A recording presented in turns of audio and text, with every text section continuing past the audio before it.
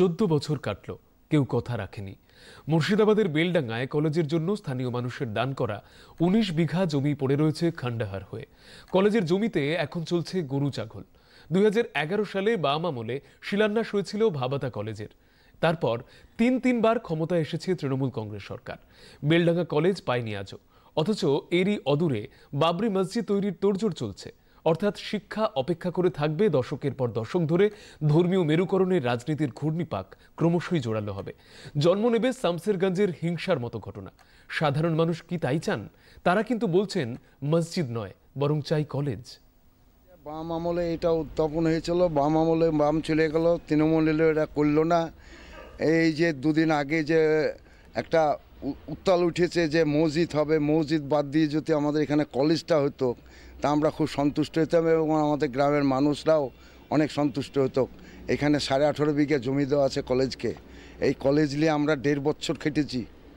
হ্যাঁ, তো এখন পর্যন্ত কলেজের কোনো সুরাহা হলো না। কিন্তু এই পার্টি পলিটিক্স করে এই কোথায় মসজিদ, কোথায় রাম মন্দির, কোথায় মসজিদ হবে, হ্যাঁ, এই নিয়ে এসব মেতে থাকছে। কিন্তু আসল জিনিস যে শিক্ষা না হলে কোনো দীক্ষা পাওয়া যায় না, সেই জিনিসটাকেও দেখছে না, কোনো সরকারই দেখছে না। আমি এলাকার বাসিন্দা তো বটেই। আমি মেন জমি দান করেছেন শেখ মোহাম্মদ ইসমাইল, ওনার আমি ছেলে, আমি মোহাম্মদ মাহবুব আলম। তা সত্যি কথা বলতে তখন এলাকার একটা আবেগ ছিল যে একটা কলেজ হবে, প্লাস এলাকার কিছু ছেলে মেয়ে, বিশেষ করে মেয়েরা শিক্ষিত হবে, যারা যাতায়াতের জন্য হয়তো দূরে যেতে পারে না। প্রথমে জায়গাটা নিলে আগ্রহ ইসলাম রেজিস্টার হবে, কিন্তু যে সবকিছুই হচ্ছে কিন্তু আমাদের দেখতে পাচ্ছি আমাদের কলেজটাই হচ্ছে না। এটা আমাদের সবচেয়ে দুর্ভাগ্য। আমি যখন কলেজ হওয়ার জন্য আমাদের কাছে প্রস্তাব নিয়ে আসা হলো আমার জমিদাতা, তখন আমরা খুব আনন্দের সঙ্গে সেই প্রস্তাবটা গ্রহণ করেছিলাম যাতে আমাদের এখানে কলেজটা হয়।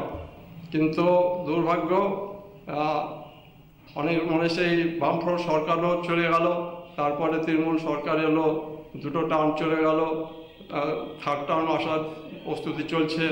তবুও এখানে প্রস্তাবিত কলেজ করার জন্য কোনো উদ্যোগ আমরা সরকারের তরফ থেকে দেখতে পাচ্ছি না।